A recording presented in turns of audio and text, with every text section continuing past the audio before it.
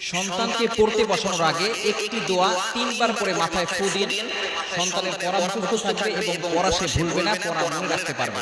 আমাদের যুগে অনেক সময় দেখা যাচ্ছে সন্তান পড়ে কিন্তু পড়া মুখস্থ হয় না।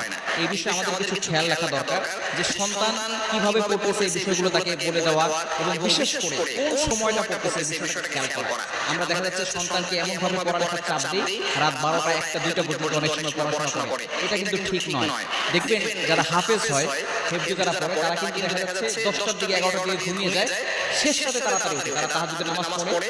এরপর ওই সময়টা তার মেধাটা প্রশস্ত থাকে। এজন্য ওই সময় আপনি পড়ার চেষ্টা করবেন। আপনার সন্তানকে পড়তে বিশেষ করে ফজরের নামাজটা পড়া, সন্তানদেরকে নিজেও নামাজ পড়া এবং সন্তানদেরকে নামাজের আদেশ করা। তবে সন্তান যখন পড়তে বলবে, পড়তে বসার আগে আপনি মাথায় তিনবার একটি দোয়া করে ফু দিবেন। সেটা হচ্ছে আল্লাহুম্মা ফাক্কিহহু ফিদ-দীন ওয়া আল্লিমহু তা'বীল।